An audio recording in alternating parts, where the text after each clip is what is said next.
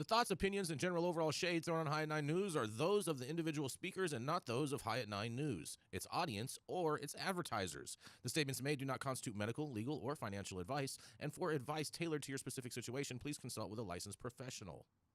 Welcome to the High at 9 News Hour, where you will hear from cannabis industry experts and professionals from around the country talk about important topics while shining light on global issues and discussing cannabis as it relates to politics, regulation and reform, data and technology, science, research and medicine, family and parenting, art, celebrities and entertainment, fitness, sports, mental health and wellness, and plant-based medicines and entheogenics.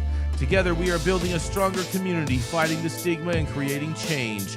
With your hosts, Jason Beck and Rico Lamitte, joined by special industry expert correspondents from around the country, and daily antics brought to you by cannabis. Coming to you live every Monday through Friday at 9 a.m. Pacific Time and high noon on the East Coast. And thank you all for getting high at 9 with us.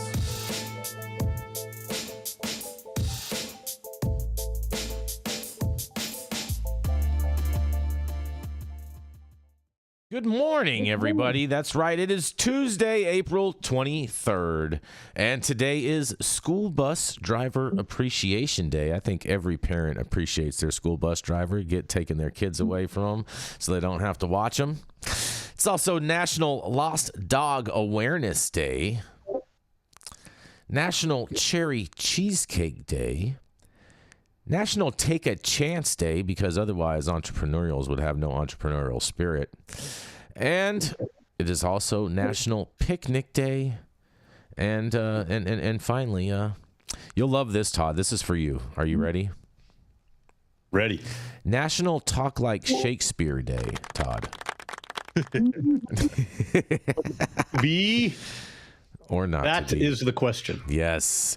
Thank you all for joining us and getting high at 9 with us. It's also high noon on the East Coast. And please remember to like, share, and subscribe to us on all social media platforms.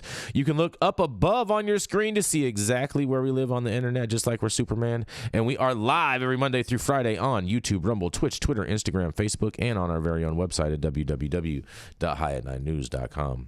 But kicking it off first, that's right, we have the dope dad himself, Mr. Rico Lamitte, who was having some camera difficulties earlier this morning, but hopefully he's got it all figured out by now. Time will tell. That's right. It is the dope dad himself, Mr. None Other than Rico Lamitte. Rico's still working on his camera. Rico's still get somebody else. All right. Well, there he is. Oh, there he is. There he is. There he is. Look at you, Rico. Bam. Yeah, you're on mute. You're on mute. You're on mute, Rico. You're on mute, Rico. You gotta hit the mute button, but there you go. I just switched over to my iPhone because for some reason my regular camera is not connecting. So all you fancy boys with your fancy gear can't get the shit started. I see. All right, come on. All right, you. Saman, we got to keep it rolling, bro. All right, so we're just gonna keep it going right here, and I'll just say it with my chest and then cut my computer off right there. All right, so let's talk about 420. Let's talk about pandering. You know that who I'm talking about, Jason. I'm talking about your boy Joe Biden, right? And the pandering specialist. So Forbes' AJ Harrington reported yesterday that President Joe Biden and Vice President Kamala Harris took to social media Saturday to renew their support for federal marijuana policy reform, calling for an end to criminal penalties for low-level pot offenses and on the cannabis community's unofficial 420 holiday. Biden's team coordinated with Harris's to post at 4:20 p.m. Eastern an infographic quote of his previously most popular tweet in support of cannabis posted from March 7th during the most recent State of the Union address that said, "No one should be jailed for using or possessing marijuana."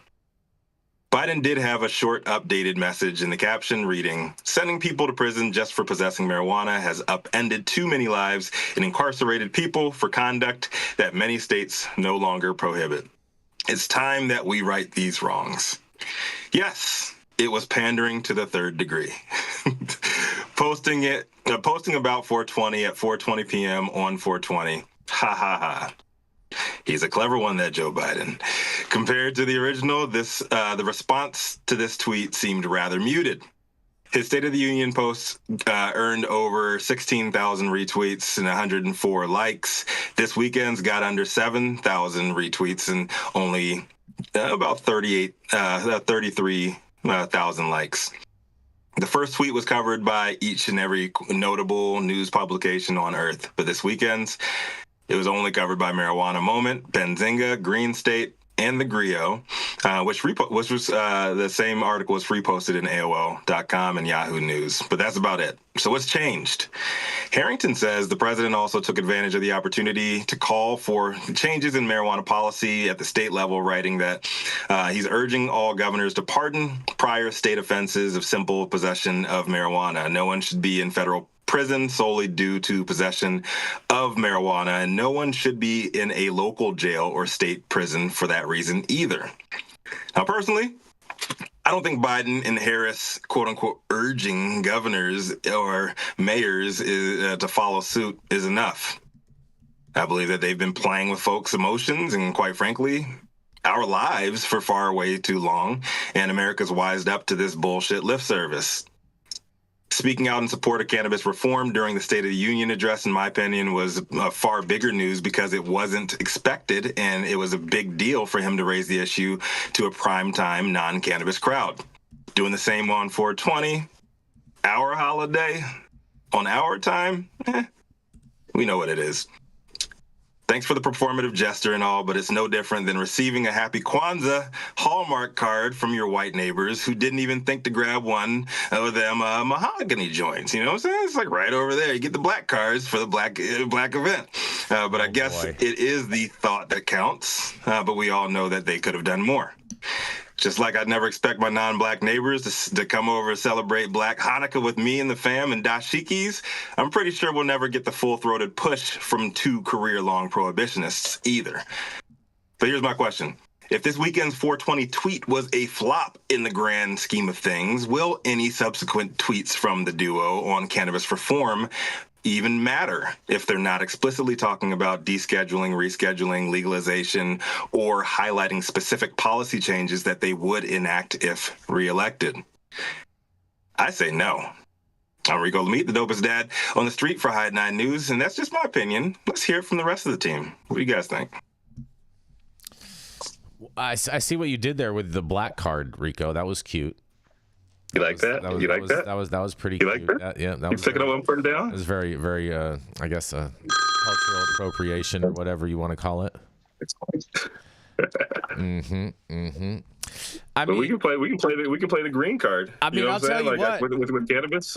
I'll tell you what, though. Joe Biden better leave Twitter or X alone. Okay, because otherwise he's not going to have anywhere to just gaslight people like this. That's going to allow for free speech like that. Maybe you can do it on the newly public True Social. Maybe because things are so much better over there at True Social, right? Yeah.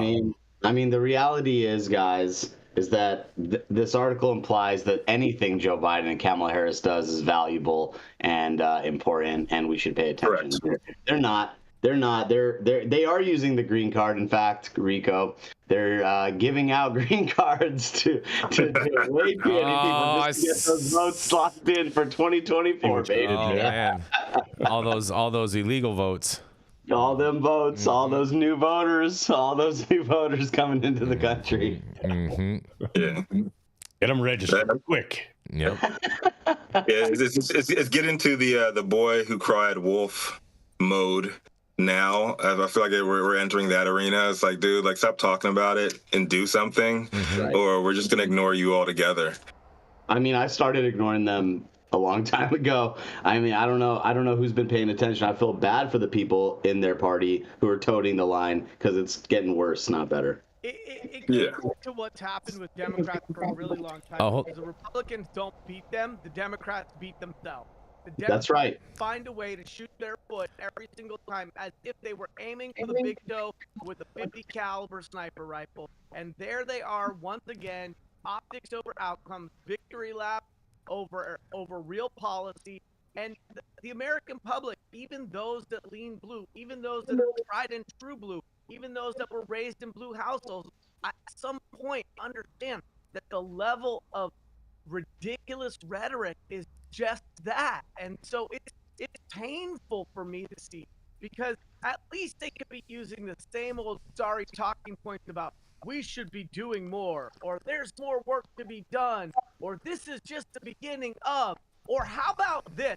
How about you tell me what you did in the first 4 years, and then you tell me what you're going to do in the next 4 years if you're elected? And why don't you speak to the difference between your campaign promises and what you've gotten done to date, and say, hey, I told you I was going to do X, Y, and Z. I've only done X and Y. Let me blame the other party for being obstructionistic and explain why I haven't been able to fulfill my campaign promises. And if you elect me again, here's what I'm going to do different. Like, that would be the comprehensive, sane approach to having a conversation with the American public. And that's not happening. And that is not because of the Republicans. And that is all on them. They could choose to change that yesterday. They haven't, they won't, and I am just beginning my rant for the day. Well, you know what, Yarrow? It's very funny that you mention that like that, because the Democrats, they put out an article today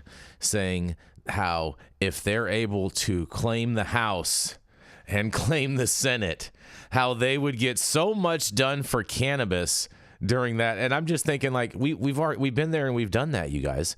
We've been there and we've done that, and you guys did absolutely nothing at all whatsoever. So why are you pandering to people saying that you're going to do this now? Hold on. When do they have both? When do they have both houses of Congress and the presidency? They have not. Yeah, they have. Beginning of Obama's term, have they had? No, not since Obama. 3.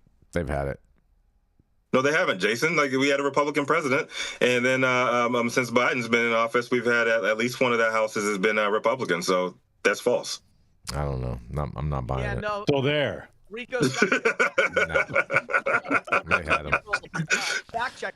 But I think what Jason is trying to say, Rico, is that like they're saying, give us all the power and we'll do more. Yeah. And I think what I'm trying to say is even with the checks and balances and inherent inefficiencies of this super imperfect representative democracy, we know that sometimes policymakers and politicians will put up ideas or proposals knowing full well that it's not going to get over the finish line, but at least saying, here is what I stand for, here's what I tried to get effect with. We need to look no further than safe banking to see that that's something that's done regularly as a course of doing business. And the Democrats haven't even done that with cannabis policy and reform. And so I think what Jason is trying to say is, if you can't even go through those motions when you have control over somebody or some of the branches of the federal government, why would I trust you to have control over all of it under the false promise that if I do that, you're going to do the things that you said you were already going to do? Exactly. Right. Exactly. Agreed. Exactly. Well, look at that. Look at all that agreement. I brought a whole consensus to the table today, you guys. Because Yarrow's good at making your straight up blasphemous lies into. I don't need that we can come together. I do not need to blasphemally lie on anything. I do not lie about anything. I spit nothing but truthisms. You can choose to accept them or deny them, and you can be a denier all you want. But nonetheless, we're going to go to a commercial, and we're going to be right back.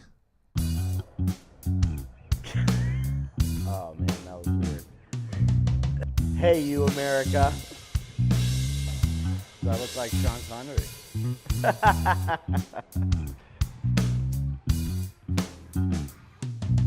Good morning, America. Saman Razani coming to you live from sunny Los Angeles, California, with the one and only highest host, Mr. Jason Beck, smoking on the best weed in the world. Did you know that we have an audio-only version of our podcast?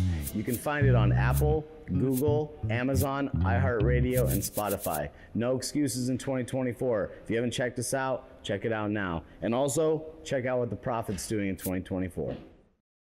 Way better now. Whatever you did, you fixed it. Hey, Jason. Yeah. We're at time. We got to get started here. I'm waiting on you. I'm waiting on you. It's your cue, Rico. It's cute. We're up to you. Y'all know who it is up next. It's the High at 9 News head honcho, known for smoking the best weed in the world, the highest Republican in every room that he walks into, and the man who just forgets about, what happened over the last, 8 years or so, because, I know exactly it doesn't what matter. happened. I lived through Here we it. are. I had to live through it. I know exactly what happened. Jason Beck. And I know exactly where I've been and where I'm going, Rico. That's a big difference from a lot of people in the world. Sure you do. Yeah, exactly. Well, I'll tell you what, man, you guys. And Yarrow, thank you for finding this story this morning. Good looking out. Japan's cannabis market is growing rapidly amid a regulatory shift, you guys. That's right. Out there in Okinawa, Japan's cannabis market expanded sixfold over 4 years to $24 billion in Japanese yuan money, which equals $154 million in a 2023, a trend that is expected to accelerate with the amendment in December of cannabis laws. Market research firm Euromonitor International said in a recent report. The growing sales of products using CBD, a compound found in marijuana, are attributed to the rising demand for products that offer relaxation, sleep, stress relief. The firm said, estimating the current number of CBD users in Japan is at 588,000 people. Many users see CBD as an alternative to tobacco and alcohol, often using them to relax while watching movies or TV shows, the firm said. Though some countries have in recent years moved to legalize or decriminalize marijuana, Japan has maintained a zero-tolerance policy prohibiting its possession or sale. The legality of products that contain cannabinoids, a group of substances derived from the cannabis plant, however, has been somewhat murky. There are more than 100 cannabinoids, of which CBD and THC are two major ones. THC Delta 9, THC is what gives users a high. Yeah, everyone already knows all that. Meanwhile, Japan has not regulated CBD extracted from matured stalks and seeds. A growing number of products containing CBD are on the market and often sold in the form of dietary supplements and cosmetics, as well as lotions and oils. But there have been cases where trace amounts of THC were found in products claiming to contain only CBD. Products using synthesized THC derivatives have also proliferated, with regulators finding themselves in a whack-a-mole situation with marketers over a growing list of derivative products. In December, Japan's parliament passed a bill to revise the 1948 Cannabis Control Law for the first time in order to decriminalize the use of medical products delivered from cannabis, while at the same time closing a loophole in the current regulations by explicitly banning the use of marijuana. The revisions, which could come into force as early as this year, would bring clarity to the regulatory landscape surrounding CBD use in Japan and accelerate its legal use in diverse fields ranging from medicine, health, beauty, and beverages to edibles in Japan, said Aya Suzuki, a senior analyst at Euromonitor International. In quotes, they say, the liquid containing CBD in vapes is the most common product type, but we expect large businesses to enter the market by launching food, beverages, and dietary supplements, Suzuki said. Nothing that major companies such as UHA, Mikado, and Cheerio have already launched CBD containing gummies and drinks in certain regions and sales channels. For the CBD market to grow in Japan, an industry-wide effort to establish guidelines to wipe out illicit products in addition to complying with government regulations will be vital, Suzuki said. And in quotes, it is normal for businesses to source CBD ingredients and CBD containing products from abroad, she said, and therefore it is important for them to find reliable overseas suppliers. Many small and individual business owners who support ingredients and products have increasingly seen their packages disposed of by consumer regulators through the direction of THC in them or the suspicion that they contain THC. I find it interesting that they're saying the suspicion of containing THC, but we all know that all these people all got THC in it, regardless of what it says. I'm not buying all that. But nonetheless, I can't wait to hear what you guys have to say about all this Japanese CBD. This is Jason Beck for the High at 9 News. What do y'all think about this? I think this is dope. I think Japan, loosening the regs a little bit and actually putting this at the forefront of a vote in their society is a big deal. Japan, such a great culture. I have enormous respect and appreciation for all of the Japanese culture and all of the byproducts that come out of that influence our culture here in the States as well. Obviously, the CBD market, we know how that works here. I think you make a good point. I think that there's probably some of the, hemp-derived D9 that's made its way into Japan. But I also just think, there's enormous benefit from cannabinoids in general that have been used for thousands of years, probably, in the Japanese culture as well. And it just hasn't been made mainstream or been polarized in the mainstream kind of light. So I think it's great. Good for Japan.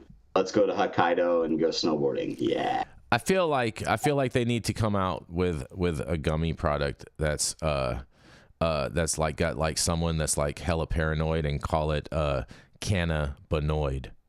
Jason Beck Jr. Yeah. Jason Beck Jr. Yes. Mm-hmm. What's sushi flavored CBD gummies. I mean, that's definitely going to happen. 100% going to happen. I don't know. Would you eat fish emulsion taste CBD? I mean, look, when in Tokyo, do as the Japanese do. I don't know. Rico, I see you talking, but you're on mute. I'm not hearing you. There you go, buddy. I keep on forgetting I'm on my iPhone right now. I live in Gardena. We're right next to the Tokyo Mart. And I'll tell you what, man, I like these fish chips and stuff, man. You like fish and chips, huh? You like fish and chips? Yeah, the only chip I like is the one on my shoulder. I mean, here's what I'm going to say. I've been to Japan. we love Japan.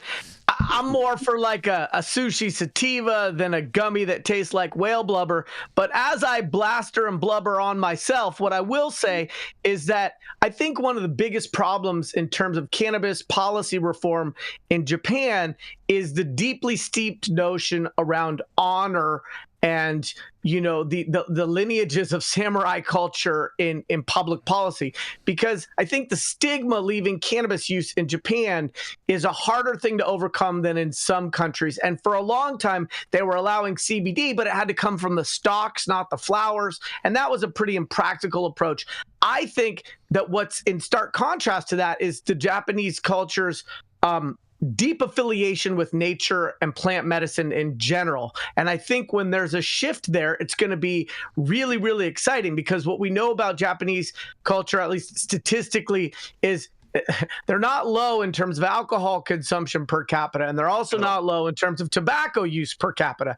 So there's a world, but yet they have this incredibly long life expectancy. And so I think there's a world in the near future where we see tobacco and alcohol use go down in Japan, cannabis consumption go up as it's destigmatized, regulated, and made more accessible. And anything that moves the needle in that direction in Japan, I think is huge, absolutely huge. I think taking it a step further, you look at the grand scheme of things as geopolitical ties are built and sever in other places.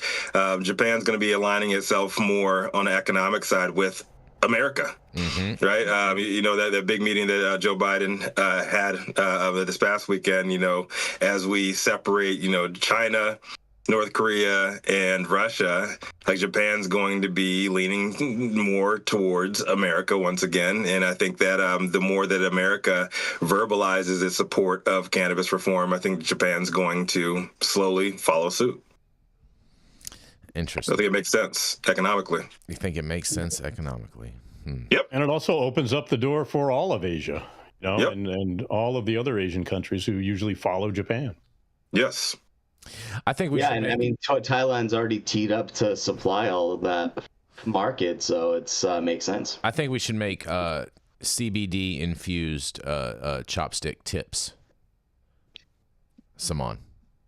Like or hemp plastic little helpers. No. Just you know what I'm saying. Just the chopsticks. Just the tip is dipped in infused in CBD. So then that way when you eat it, you know what I'm saying, you get a CBD enrichment. I think that would be that would sell a lot. Rich Tips by Jason Beck. Rich Tips.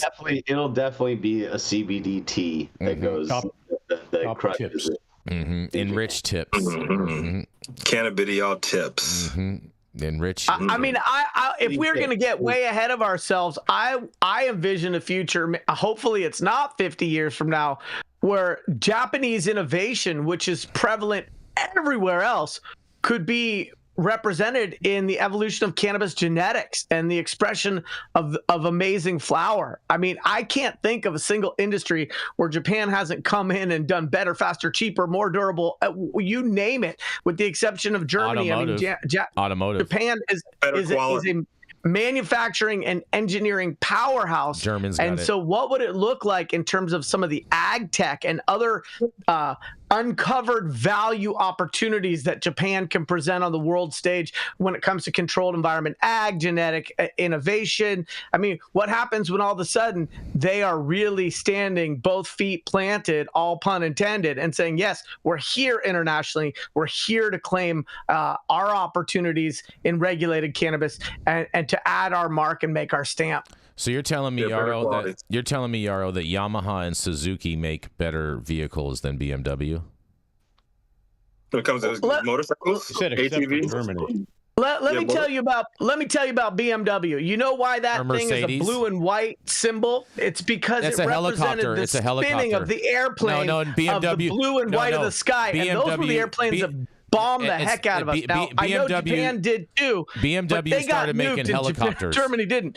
I've had many BMWs, including my first 5 Series, and I love them. I think they're great cars. I think Germany makes amazing things, but I think those two manufacturing powerhouses that were our enemy and are now our allies both deserve to be able to contribute to the ag tech, the innovation, the genetics. I think Japan could do amazing things. Japan will do better. Japan will do better. If you want to talk about cars, Yarrow, for years I've driven German on the weekend. For years I've driven German on the weekend and Japanese during the week because they're reliable. They last for fucking ever, and they are high quality. So I am driving Japanese cars myself. Yeah, I welcome Japanese manufacturing here in place of the low quality and low cost that we're seeing from the Chinese manufacturers. I will say the only thing that is better than made in Germany and made in Japan is made in America. And I have to say that because I think we need to bring back our manufacturing prowess. I'll get down with that. And reclaim our what really helped us to be such a pronounced part of the Industrial Revolution and the modernization of the world. I do think we've lost some of that. I think the United States needs to make more than movies and software. And it's interesting to me that Toyota is manufactured in the United States. So it starts to get a little blurry. You know what? We're making semiconductors again, so that's a good sign that American manufacturing is coming back. But yeah, quality for sure. I mean, that's why it's expensive. There is some slight things, but look, I think that's the antithesis of Japanese culture for cultivating crops, right? They still hand pick the rice from the rice paddies to put it's still a craft nation. I think that's why we're going to see good product and good quality come out of Japan, because everything in Japan is pretty craft. So. In lieu of Yarrow's great comments about the USA, I've got a great song for everybody. Oh boy. Play it. Tomorrow, all the things were gone. I'd work for all my life. All right, we're going to keep this train rolling. We're rolling right on in to Mr. Todd Denkin. As we get ready to have a patriotic song, we're going to roll into the voice himself. That's right. He's the founder of Digipath Labs, and as well as the Smuggleverse, which is where you can find all of your digital dank, all of your cannabis NFTs and more, so much more. So check out the smuggleverse.com today. That's right. It's none other than the voice, Mr. Todd Denkin. Thank you very much. I'm going to supply my own applause. Yes. Where's it at, Todd? Just make sure it's canned American applause, Todd, please. No, we're going with the custom right there. Live American during the week and on the weekend. There we go, America. There you go. Yes. So more trouble in Colorado I have an article here from Sophie St. Thomas out of High Times as Colorado Senate approves legislation banning social media praise of drugs. Looks like High at 9 News is in trouble. There's another attack on the First Amendment for you to worry about, especially if you live in Colorado. The Centennial State Senate approved an epically terrifying social media bill that could require social media platforms to prohibit users from saying anything deemed positive about controlled substances online, including psychedelics legal in the state, specific hemp products, and even some over-the-counter cough syrups. The bill, officially named SB 24158, is a comprehensive measure that addresses internet age verification and content regulations, mandating that social media platforms promptly delete any, quote, any user who promotes, sells, or advertises an illicit substance. Originally, the bill would have also applied to cannabis, which is, of course, legal in Colorado. Adults 21 and older can possess up to 1 ounce of marijuana and grow up to 6 plants privately. Thankfully, that got scrapped thanks to an amendment last month from the bill's sponsor, Senator Chris Hansen, a Democrat, shocking, who made sure it includes language noting that, quote, a social media platform may allow a user to promote, sell, or advertise medical marijuana or retail marijuana to users who are at least 21 years of age, if the content that the user is posting is in line with state cannabis laws. While IGing your legal weed should be fine, be careful about posting anything purchased on the black market or potentially grown illicitly. The Senate, with 4 members excused, voted 30-1 to pass the revised measure during its third reading. However, there's still plenty to be angry over. The revised bill would continue to cover a wide range of both legal and illegal substances. Despite the amendment concerning cannabis, the bill could still pose significant threats for users who attempt to share harmless and legal content about substances as available as cough medicine. R Street Institute fellow Shoshana Wiseman told Marijuana Moment last month, quote, the updated version would still prevent users from promoting NyQuil or anti-anxiety medications, among many others, even though it exempts marijuana. If you promote those medications, you will be reported to the law enforcement, and that is asinine. Because this isn't just a rule a private company is creating, it's the government. And as amended, the bill maintains that its reach pertains to certain hemp products, such as those containing over 1.25 milligrams of THC or any CBD to THC ratio under 20-1. It also includes most other hemp-based products meant for human consumption, basically anything except for those categorized as dietary supplements, foods, food additives, or herbs. State psychedelic advocates are concerned. It pits Colorado's legal drug laws up against government outreach. As Marijuana Moment reports, Kevin Matthews, the director of the campaign in Denver that successfully made the city the first in the U.S. to decriminalize psilocybin, said on Facebook after the vote that SB 24158 would, quote, make it nearly impossible to even simply talk about plant and fungi medicine on any social media network without the state monitoring it. Of course, this is not only worrisome for those who like to post photos of their beautiful fungi, but puts information about safe and responsible usage at risk.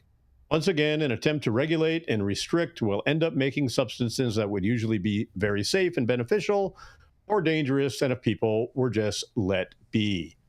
Measures language, quote, severely handicaps the emergent psychedelic ecosystem at all levels to educate the public, Matthews wrote, and gives broad powers to a state apparatus to take legal action against individuals for expressing their opinion online.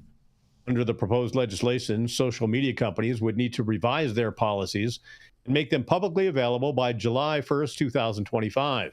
Any changes to these policies must be posted online within 14 days after they are implemented. The companies would be obligated to annually provide the state attorney general with reports confirming whether their published policies include definitions and provisions related to illicit substances as per a legislative summary given to a Senate committee. The bill requires to keep all data and metadata related to users' identities and activities for 1 year, which puts users at risk of hackers coming in and stealing such data. While the First Amendment is obviously a concern, Informed critics warn that the bill infringes on the Fourth Amendment as well, which is meant to protect Americans from unreasonable search and seizures by the government. I'm Todd Denkin with High at 9 News, and quite frankly, we are all over social media, sometimes promoting, but definitely reporting on illegal substances. You think we'll be banned in Colorado? Yeah, exactly. Well, how are they going to enforce this? SB 187, because this is a homicide on our rights. This is insane. There's a boof bill. How are they going to actually even enforce on this? And I mean, Colorado was the first state that I went to that I saw people selling weed on Craigslist. So yep, exactly. So like how are they actually going to enforce on this? I don't see how this is a big nothing burger that just steps on people's First Amendment rights and tramples it. It's definitely not a nothing burger. It's definitely ridiculous that the lawmakers are assuming such a responsibility to monitor and to control our online behavior when when in Colorado specifically they've made psychedelics legal. They have ketamine clinics. They have things like this. This is totally ridiculous. This is an complete infringement on all of our rights as citizens and as users of all of the online content that most of it we're developing ourselves, right? So it's like it doesn't exist without us in the first place. So this is crazy. I can't believe this is my home state. This is extremely disappointing. Extremely disappointing. I don't even know what to say, but it's really scary. It's really scary. This is sponsored by a Democrat too. Right. That's not surprising. That's not surprising. They're the ones that want to control everything. Right. I think it is. I think it is like a woman's choice to choose. I was just going to go there, and then I was like, Saman's going to tell me this is a weed show. So thank you, Todd Denkin, not only for the article, but also for reminding voters about what is the significantly most important issue in America this next election cycle. Now, here's the problem. This increases the cost to the social media companies of having to bank this information for a year. All costs to businesses are ultimately passed along to consumers through either advertising or fees. The other thing that concerns me is we will get banned, and Matthew St. Germain will be leading the charge on that. Right. And actually getting banned could be the best thing for my career because I've tried to be as spicy as possible, and the internet still hasn't shut me down.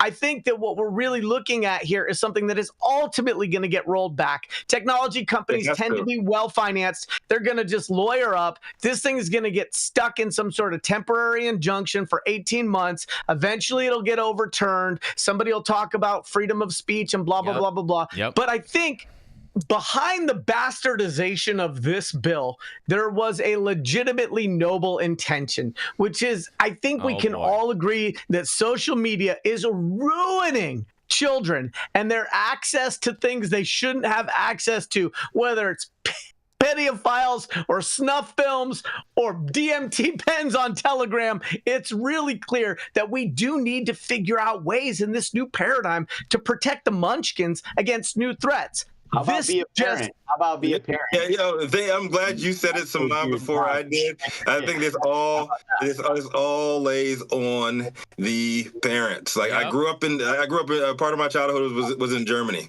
right? When I was in Germany from when I was 5 till I was 10 years old, they have porn on the front of the newspaper stands. Yep. They don't have problems with teen pregnancy. They don't have a problem with STDs that America does. The problem is the proofs that tried to block this stuff, and then you leave it. Yeah, the proofs that try to block this stuff, and the kids aren't properly educated on what reality is and is not. It's a fear-based mindset. It's a fear-based mindset. We don't live in an abundant mindset in America. Right. I feel like on several levels, this is just an attack on our rights, an attack on the economy. It's an attack on the freedom of speech as well. And what I don't really understand is how they're going to even enforce this shit, because they said, only illicit drugs. Like, how are you going to be able to tell? Right? Somebody just smoking some shit. Like, how are you gonna tell if that's legal or illegal? It's just THCA. It's everything. It has to do with everything. It's so stupid. Right. Like we find this stuff hilarious. They find it appalling for some weird reason, and it's like, look, I get it. You're right, Yarrow. The internet's a scary freaking place, especially for children. But as a parent, you got to do your fucking job, period. End of story. Yep, I agree with that. And on that, we're going to go to a commercial, and we're going to be right back. less laws. Hey, Rico, the reason why German porn is not an issue over there is because it's the one thing they don't make well. No, actually, the German strip clubs are better than any strip clubs that I've ever been to anywhere in the world. Dude, there's this. Bro, you've been to Are we on commercial? Yeah, I don't know. I'm waiting for Adam to transition. So. No, we're not. The Control Tower from Highly Educated has perfected the dab. Utilizing the concept of thin film evaporation, you can waste none of it and taste all of it. The micro texture of the SE pillar increases nucleation at elevated temperatures. And with the tower propelling at 2,600 RPMs, it's certainly the most efficient dab experience to date. The Control Tower from Highly Educated. Easy. Stop whatever you're doing. Make sure you hit that like button. I know you'll appreciate it. We'll appreciate it, and YouTube will appreciate it. Also, too, make sure you subscribe to the channel if you're not subscribed already. And all of the articles that we cover on today's show, you can read directly on our website at www.highatnightnews.com. I'm Jason Beck, and this is Smoky Vanilla. And if you want to feel as good as I look, then you need to get a stretch and smoke with Smoky Vanilla. Hi, I'm Smoky Vanilla. I have my bachelor's degree in kinesiology, and I'm a sports massage therapist and stretch coach. I focus mostly on individuals that are in sport with chronic pain or injury. I love to intuitively create and customize a session based on the individual that I'm working with.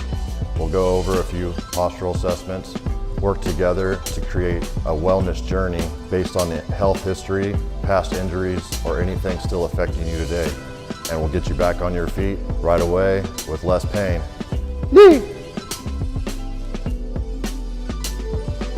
We're about to stretch, and then we're gonna smoke, because we're gonna get on our stretch and smoke. If you want to feel as good as I look, then you need to come on down and get a stretch and smoke with none other than Smoky Vanilla.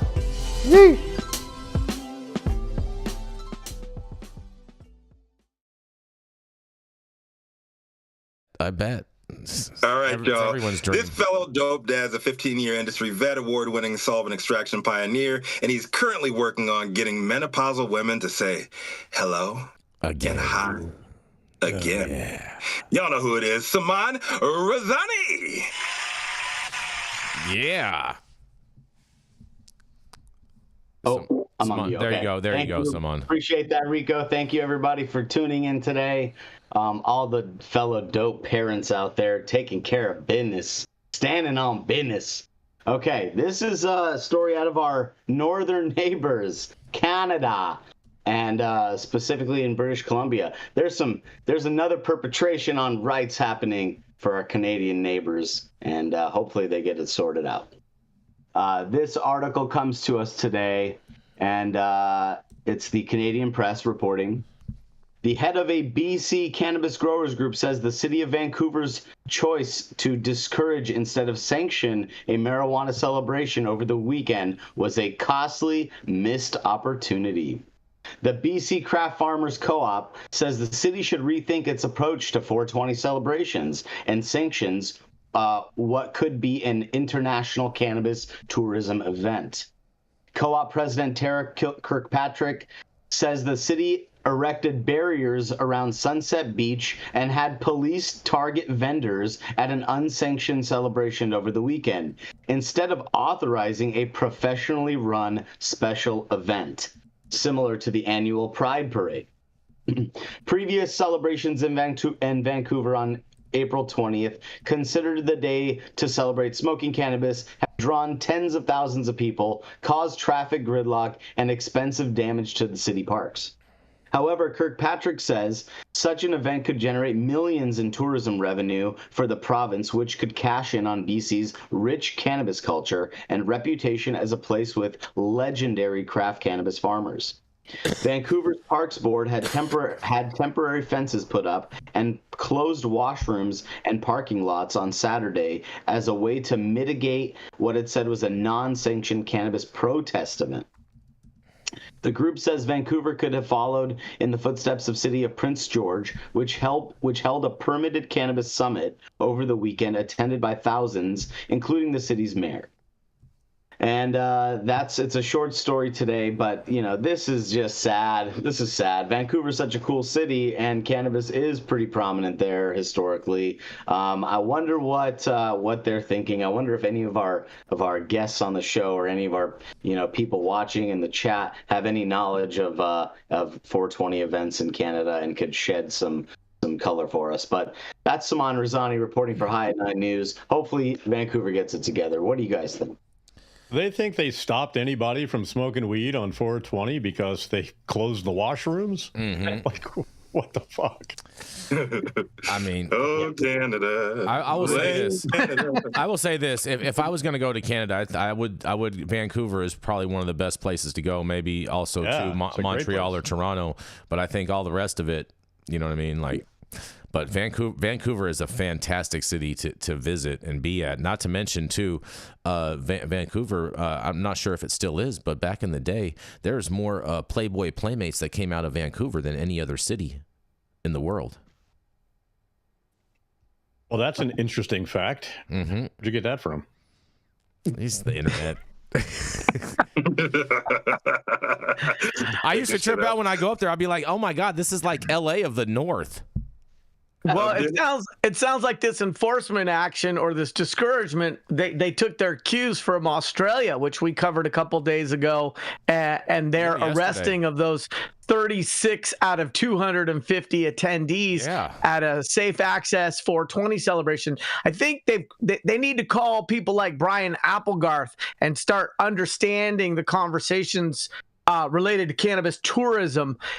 Canada has this oversized influence on cannabis because of its federal legality. The truth is the entire country as a market is smaller than California, and they would be well served to do whatever they can to continue to maintain that prominence in whatever ways they can.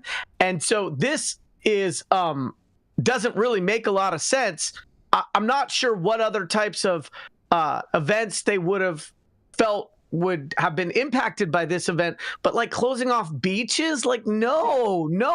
Like any economic development director can tell you the goal is to have people come and spend their money at your city. I was born and raised in San Francisco, and San Francisco without tourism is not as good of a city as it is with tourism. And people coming in, enjoying our clam chowder and our sourdough, snapping pictures of Coit Tower, going to Golden Gate Park. And so when you have an opportunity to capture tourist dollars related or just influx of money from other towns related to special events, you roll out the red carpet, you pay for some extra cops to do traffic control, and like what San Francisco did that money. Like what San Francisco did when President Xi came through, right? Oh yeah, exactly. Like before one of the other highlights was scraping human feces off your shoes. So exactly. It's like, two things I learned. Two things I learned today. San Francisco has clam chowder. Number one, and number two. as an East Coaster, I'm like, what? But number two, I didn't know that Canada really celebrated 420. So Mark won another win for America. It is a global holiday. Bro. It's their second Canada Day. It's their second Canada Day. But no, that's funny that you bring up Australia, Yarrow, because Canada actually exports to Australia. They have a trade agreement for cannabis. So it's like, look, you're importing weed to serve your communities, and then you're arresting people that are at a safe access event. It's pretty ridiculous. Obviously, I'm not putting too much faith into law enforcement to actually use common sense in most scenarios. So this is just, obviously a byproduct of that non-common sense approach and that non-common sense policy for people upholding justice in communities. Like, when you have the Parks and Rec, blocking the beach, exactly what you said. any economic development. Anybody with a shred of, just a little bit of knowledge can tell you that that's a bad idea, because you're deterring the people from coming there, and they're going to go where it's open and free, where where their rights are not going to be infringed upon, where they're not going to have to deal with the court system and the justice system because they wanted to attend an event. Hopefully this gets reversed quickly in Vancouver, because that's such a big city. I've personally never been there. I've been to the east coast of Canada plenty of times, but I don't know. This sounds all bad for Vancouver. Hopefully they can figure it out. Yeah. I'm a big fan of Vancouver. I love Vancouver. Come to Vegas. We treat those tourists right. Vegas understands the value of incoming dollars in a way that very few other cities do. In respects to the Australian enforcement action at that event, it's not fair for us to just blame the cops. Cops are like the piñata, right? They just get they take the hits. At the end of the day, when 36 out of 250 people are arrested, it's not the line staff who made those choices. It's not the guy who reached for those handcuffs on his utility belt. It's the people above who told those line staff what to do. And so we have to hold senior staff and policymakers accountable, because cops just don't get any respect, right? They're like the Rodney Dangerfield of civil servants. And at the end of the day, some of them have a lot of common sense, and there are some that are underappreciated. We need to hold those organizations accountable at the very top and say, if you're using resources to arrest people on 420 and you're arresting 36 out of 250 attendees, that is not a good use of public funds. You got to put a disclaimer up, just letting people know that you support, the fraternal brotherhood of police, like all that shit, because you and defending all the cops like all the time, man. It's really starting to grind my gears. Let's be clear. I've been arrested more than all of you combined. I have done probably more time than all of you combined. I don't know about all that. Person who had a criminal case. How much time? How much check time my have you rap done? sheet. You will need to put a new ink cartridge in your printer to actually read it. I will also say I'm probably one of the few people on this panel who had evidence manufactured against me, that had money disappear on the way to the evidence locker. I've had all those things I have an axe to grind against those that are not accountable, and a culture that doesn't include accountability. But I also think that, generally speaking, coming as the child of two civil servants, that most government employees don't get enough respect. And on that, we got to go to a commercial, and we'll be right back. That's a different topic. We'll be right back. Let's go to a commercial, Adam. Yeah, all these. Get ready for the return of the shit show to Los Angeles, returning Friday, May 3rd, 7 p.m. to midnight at a brand new venue. Comedy sets by comedians such as Demi York, Lindsay Ames, Alyssa Phillips, Chris Thayer, Josh Shakespeare, Fumi Avi, Jay Snow, Brent Weinbach, Chris Kelly, and hosted by none other than Abdullah Saeed. So head over to www.cloudmedia.partners now to get your tickets, and we'll see you there. All right, what jail? A whole bunch of them? Oh, yeah. Coming up next. That's right. It's Mr. Yarrow Kubrin, who says he's been to jail more times than he can count on his fingers and toes. That's right. I'm just saying. Says he's spent more times in the clink and ate more bologna sandwiches than everybody up here. That's right. It is none other than Mr. Yarrow Kubrin. Yeah, put that canned applause in there, because on the commercial, we determined that what I said was, in fact, accurate. We haven't determined that yet. I was just asking for vagaries, and you've thrown out some vagaries. Yeah, I said more than 9, and when it's come to time, I like to keep it hyper-local, just like everything else. So it's all done in Sonoma County Jail? Correct. Oh, interesting, correct. Interesting. You must be like one of their favorite resident inmates over there. No, the last time I had a legal entanglement, California was under federal receivership for a prison overcrowding issue. And so they were having state prison sentences served in local county jails because they just were already stacking men like cordwood and didn't have any room for them. Were you a trustee? Were you a trustee? Was I a what? A trustee. I was trusted. No, but were you a trustee? You know, the people that get to walk around the module when everyone's on lockdown and, like, you know what I'm saying? Like, if you don't get a trustee. I was not that. You're not that well good. received. Traded for a carton of cigarettes? No, I don't smoke cigarettes. I did write some memos to them about how they could run their facility better. I could just picture. I could picture Yarrow Shocking. walking around the module with a bunch of rollies in his socks, slanging them. No, to be clear, Sonoma County, during that period of time, systematically took prisoners out of cells, beat the living crap out of them, put them back in, and was subsequently sued for that. And that was before Rohnert Park was sued under the RICO Act and settled for millions. Rohnert Park had roving bands of marauders with uniforms driving up and down 101 and stealing cannabis from operators and not reporting it or putting it in the evidence locker. So we unfortunately have a slightly stained history around here related to that lack of accountability that I touched on before we went to a commercial. But without further ado, Wait, Rico has his own act? yeah, Rico has his own act. Rico is really against the mob. Rico, we got to get into Yarrow's story. We got to get into Yarrow's story, you guys. Before Rico was born, he crafted an act. So my article today, without further ado, let me get right down to it. First of all, this is Yarrow Kubrin, Tuesday morning. Thank you, everybody, for tuning in. High at 9 News. I unfortunately have a less than favorable article to cover. Go figure. And it relates to the technology component here in the regulated supply chain and the fumbled sales opportunity that happened this past Saturday. So my article's from Green Market Report, written by Adam Jackson. Dutchie's 420 outage has cannabis retailers reeling. Sales stalled for more than 4 hours on cannabis's most important day of the year.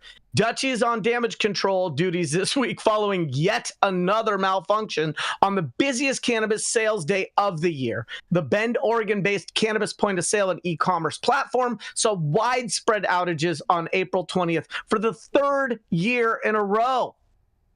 The issue, which affected point-of-sale systems for retailers in a swath of U.S. states on Saturday, including Illinois, Maryland, Massachusetts, Michigan, Missouri, New Jersey, and New Mexico, was traced back to the company's Bluegate server, which is responsible for critical system functions. Or irresponsible, as the case may be. The card dispensaries in New York State are also required to use the Dutchie platform, though significant issues weren't publicly reported in that market. The recent outage, which lasted until nearly 8 p.m. Eastern Standard Time, left a wide swath of stores and customers frustrated. According to Dutchie's website, its Bluegate point-of-sale system started seeing rising latency issues around 12:36 p.m. EST, causing disruptions to register functionality and back office access. The engineering team tried to resolve the issue by reducing load on the server and disabling back office systems with register capabilities down by mid-afternoon. By the evening, around 7 p.m., register services were restored and the back office access was limited but operational. The company said it was back to normal by around noon on Sunday.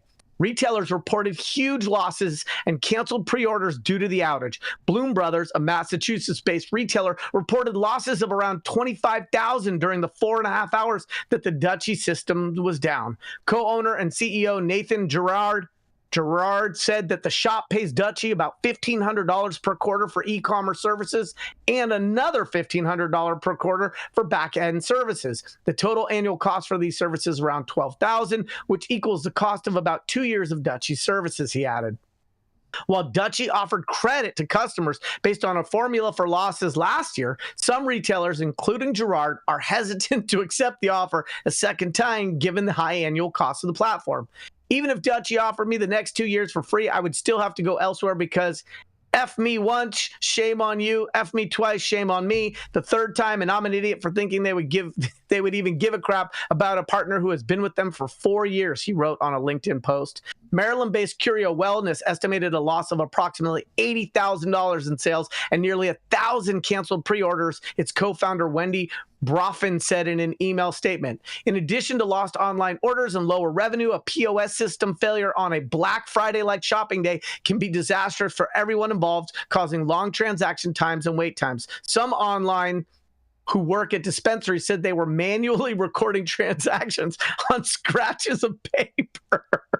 That type of scene can damage a brand's reputation and affect bud tenders' wages and tips, operators said, with long-lasting consequences on customer loyalty and word-of-mouth marketing.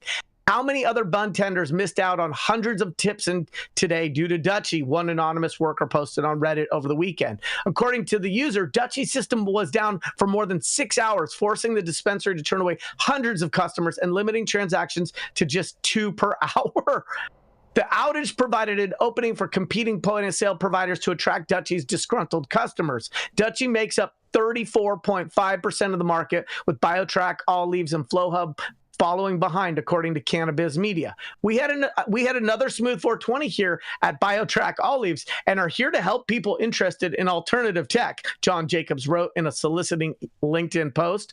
Questions also remain about the cause of the outage and whether Dutchie has addressed underlying issues from the previous year. Last year's outage lasted around an hour and a half. So that's year-over-year growth for their technology problems. This year's 420 was a record-setting day for the majority of Dutchie-powered dispensaries. Our systems powered over 2 million transactions, representing $165 million in retail commerce, a 50% increase from 2023 420. Dutchie Chief Technical Officer Chris Ostrowski said in an email statement to Talking Joints memo. While Dutchie and our partners prepared extensively for this year's 420, a group of customers local to a specific instance of our POS system experienced serious issues that impacted their ability to transact. Dutchie is committed to stability and will be continuing to invest heavily to provide a reliable platform for all customers, Ostrowski said. This is Yarrow Kubrin, High at 9 News. I'd like to hear what my other guests and panelists have to think and say about this. Dutchie. It was a rough weekend, and the crazy thing is the story we covered at the end of last week. Wishing all these guys luck for the weekend and everything. Like, you got one job to do. Got to get it done. Mm-hmm. That's it. Mm-hmm. And I agree with the retailer that's quoted in this article. Like, I would be dropping Dutchie in a heartbeat and would be finding some other different POS provider immediately. This is not acceptable. And I just have a feeling that there's going to be a mass exodus from Dutchie after this big foul up. But Jason, in New York, if you're a card dispenser, you have no choice. You do have a choice. That's false. That's false. You do have a choice. You always have a However, choice. Dutchie is free. Yeah, Dutchie is free. Yeah, and it's tough to give to not say no to free. It is right, especially when you have all these other costs of doing business. Yeah, exactly. Like, it's not cheap, and yeah. So I get it, but at the same time, like, you're not making if it's free, it's actually could be costing you more money and loss of sales. And so, what is the cost of free? Exactly. I mean, honestly, free anymore just means that they're whoring out your information and your attention and all that. So it's like free doesn't actually equate to good these days. Good means peace of mind. Good means like less noise, in my opinion. And so, yeah, I mean, free has its place in our society for sure. There's a lot of people that want flexible solutions for, no cost or low cost. But when it comes to this type of stuff, when you're running your enterprise and you need reliability, I think it's just an obvious, thing for owners and operators. You got to invest. Free doesn't always. When I want free, I'm thinking breadsticks at the restaurant, not somebody sticking it to my bread at my store. Yeah, dude, ain't nothing in America free. Freedom is not free. Well, hold on. Nothing here is free, and it comes with strings attached. I just feel bad for the folks that experienced this outage, especially on 420, and just got to do your due diligence. Like I said last week, you got to ask folks, ask around what works and what does not work. And your POS is not something that you can skimp on and go with some cut rate bullshit, because you will be out of compliance. You're in danger of losing your license, and you're in danger of committing felonies too. Yeah. So banking cures all of this, right? Yep. No, it doesn't. Because with a regulated supply chain, unlike typical retailers, if you're a 7-Eleven and your systems go out, you just go raw dog manual, and these stores can't do that, and so they're limited. what's challenging for me is that Dutchie is a unicorn company. Their C round raised a couple $100 million. The people that I've had the pleasure of interacting with from that company, like their general counsels and VPs of business development, are all real top tier talent. And so to have this problem a third year in a row, and to have the statement that their chief technical officer issued, which was clearly putting the best spin on things, instead of doing a kumbaya and just feeling the retailer's pain, it seems a little bit tone deaf to me to talk about your year-over-year growth, because at the end of the day, that bud tender who missed out on their tips, or that single store retailer that missed out on the sales opportunity, they don't care about you taking a victory lap through your press release while you're trying to spin what was a third failure on the single most significant retail day in the industry. But Yarrow, I think you're saying you got a top tier talent. I think that's the problem. This is some good old boys bullshit. We covered the story when Dutchie had that corporate takeover of top tier people. You put in a bunch of folks that have played the part for a very long time. They know how to put corporate spin on stuff for a very long time. That does not mean you are putting forth a great product, period. Just because you know how to talk the talk does not mean you know how to walk the walk. And for 3 years in a row, I would be inclined to say the exact opposite. These motherfuckers know how to put on a good show, but it's not resonating, right? The math ain't mathing, and the POS ain't POSing, right? Well, hold on. It stands for something besides point of sale. Hold on, you guys. The reality is, though, you can always go to cash. In cannabis, I mean, we've always traditionally been cash. I mean, like any card processing or whatever is pretty new. So if that fails, you can always just pay cash. They can tally the register later. That's old school. I don't think that's necessarily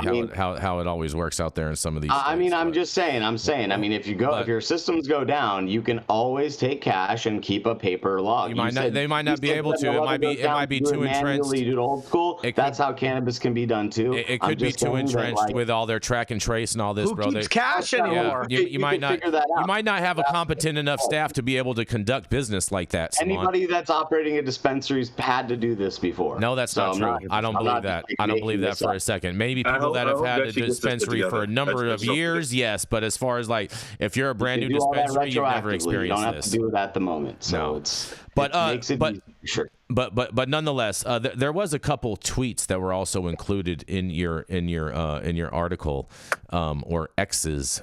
I'm not sure what to call it, but I prefer tweets. But so Scott Charlton says, bummer. A marijuana dispensary supervisor of my acquaintance says the state of Missouri's online system tracking cannabis sales is crashed this afternoon, meaning no weed sales on 420 till further notice. Hashtag 420 day.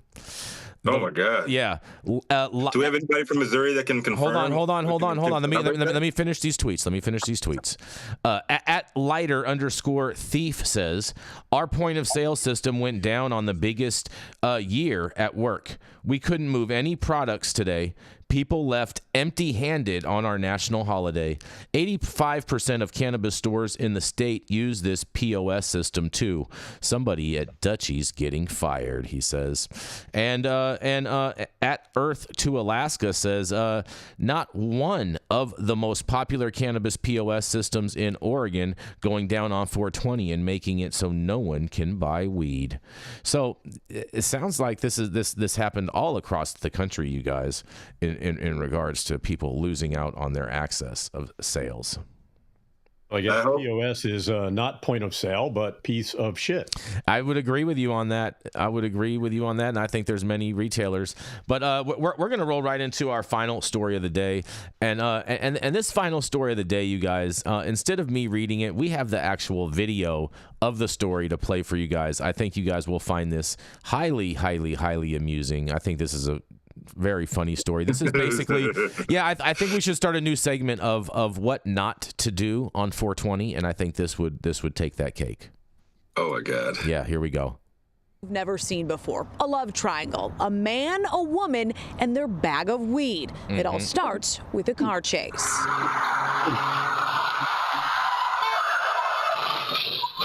She was chasing him, mostly that bag of weed though. Of course, this all went down on 420. What is going through your mind when this is happening? I'm like, oh my God, what's going on? Neighbor James Smith was dozing off at home in the Lazy Boy when he heard the crash. The footage that I have shows that he's saying something like, I'll kill that crazy woman when he's getting out of the car. The guy's car launched over a trash pile, destroying this fence on Detroit's west side near Linwood in West Chicago. Another angle shows the two tussle over the goods. I seen from Lonsale. That's when local rapper Trey Little cruised past. And then I just see like just chaos, you know, but in my mind, I'm looking straight ahead trying to get out of here. Just as James came out of his house to investigate. He's trying to hit him like this, like hammer fist him from, you know, but she didn't look very effective, let's put it that way. Trey whipped out his phone before he navigated the heck out and snapped this. Oh, this mother about to blow up. I can't even get out of here, bro. This car about to blow up.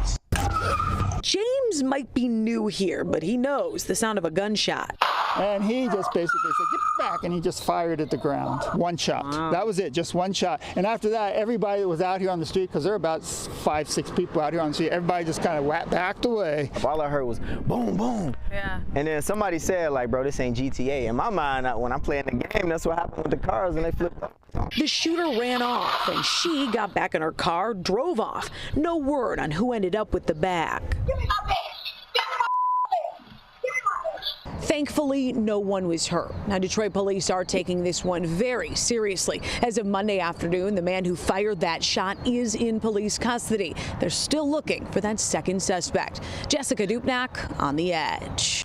Give me my bag.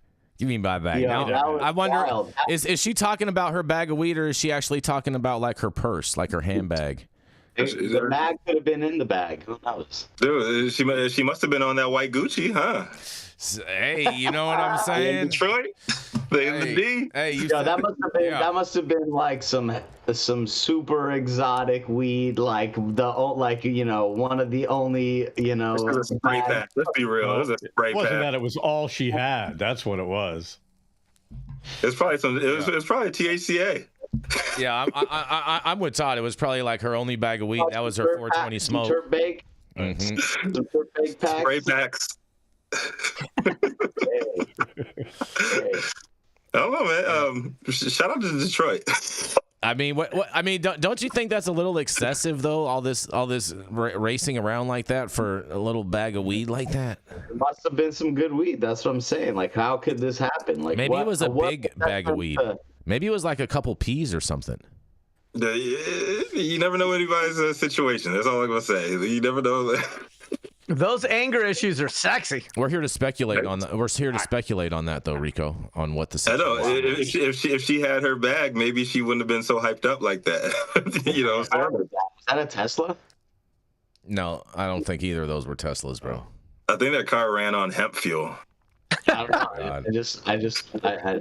I've never seen a car launch like that from going like 2 miles an hour. I don't know how that happened. You obviously haven't seen Jason Beck driving a vehicle. Exactly, bro. Exactly. Let me tell you something, man. We take off. Yeah, okay? I mean that car like flipped over on its hood, like on the roof. Like, how did that happen? Because it crashed into a whole bunch of trash, which launched it, which made it turn over. It's like if you never watched the Dukes of Hazzard, Saman. Explosion. And you see when they jump the car. Have you seen Knight Rider? Saman? Yeah, exactly. Cars do that. Cars, yeah, they do that, bro. They jump. I mean, I'm very disappointed by this article because it doesn't indicate at the end of the day who got the bag of weed. Yeah, they said it does. It does kind of indicate who got the bag of weed. I think she kept the bag of weed because it says ultimately that police arrested the guy. The police arrested the guy, and they said that one of the suspects is still at large, and that would be the girl. Yeah, but it says it is unknown who ended up with the bag of weed. I'm a good reader, Jason. Well, I understand that, but my point is that it's not unknown, because if it was the guy that ended up with the bag of weed, they would have given him an additional charge once he went to jail. Okay. I think the dude with dreadlocks, he got the bag. He secured the bag. No. I think the girl kept the bag because she's the one that got away. Because otherwise, there would have been an enhancement on his charge for possessing a Schedule I drug while in the commission of executing a firearm. No, that presupposes that they arrested him immediately and not later. I think he stashed it someplace. He compliantly converted it into money and hired a lawyer for this issue. I don't know. I just love how the reporter, she said, of course, on 420. I love that too. That was one of my favorite parts. Of course, this was on 420. Haters. Right. Gotta hate. Mm-hmm. Yeah, they will. Yeah. So big shout out to Detroit. Hope everybody stays safe out there. Definitely distracted driving, though. We can all agree on that, right? Right, but Madness. Motor City Reefer Madness. Mm-hmm. Out in the deep, GTA comes to life. Right, somebody's always chasing that bag. Yeah, did you understand why the rapper kid the local rapper kid, he was like, oh yeah, well I know that sound from GTA. Like when I hear that, I know the car's gonna blow up. Like are we really living in GTA right now, you guys? I mean, I know I feel like that a lot of the times in LA. You live in Los Angeles. Yeah. Yes. Have you seen outside? Have you seen these sideshows like everywhere? Kids doing donuts and stolen chargers at every stoplight recently. Killing hookers, everything. This is GTA. Yeah. Yes, we are. Have you been to the Bay Area? Have you seen these sideshows just on the fucking bridge in the middle of the day, you know? That's in LA too, man. I've seen it. Come move to Sonoma County. It's a lot more Farmville than GTA. It's beautiful. Yeah, you just got to support the cops. Yeah, but the cops in the jails beat the shit out of Are you saying that everyone? Hey, that was so 15 years ago. I'm sure we've had progress and reform. Hold on. Are you saying Yarrow that everybody up there does sideshows in their John Deeres? I do have a John Deere, and it's not a sideshow. It's called a backyard, and you just mow it, and it works. Sipping that apple cider. Exactly. And on that note, thank you all for joining us for yet another episode of High at 9 News. You can catch us live weekdays, 9 a.m. Pacific, high noon on the East Coast. Big shout out to the super fans showing love, getting their comments posted live on the big screen. Our live audience and online supporters catching us across all media platforms, tuning in each day to the headlines of chaos, also known as the development cannabis industry. To our vetted correspondent team tuning in from all over, bringing us much needed variety of perspective, your respective opinions to the table. Our production team, Cloud Media Partners, all the sponsors keeping our lights on, the AV struggles to a minimum. Even though, my camera ain't working today for some damn reason, we got it done. I'm over here in avatar form looking like a GTA character myself. I mean, so pretty standard for you, Rico. Yeah, thanks, Jason. So big shout out to Cannabis Sativa L, the reason why we show up to read these stories every single day. Thank you, too. It has been Tuesday, April 23rd, 2024. The show's over. You've all been blessed with the top industry headlines, and I hope it was enough for you to put in your pipe and smoke at least until tomorrow. My name is Rico Lamitte, the dopest dad on the street for High at 9 News, and we've been on his ass all day today. Let's give it to the Sebastopol Sage. Take us out today, my man. This has been so much fun. I feel like we are just blessed to be able to have a show like this every day. Tune in, get the highlights, get the lowlights, get the commentary, the opinions, the guest perspectives, and we'll see you back tomorrow morning on High at 9 News. Yes, sir.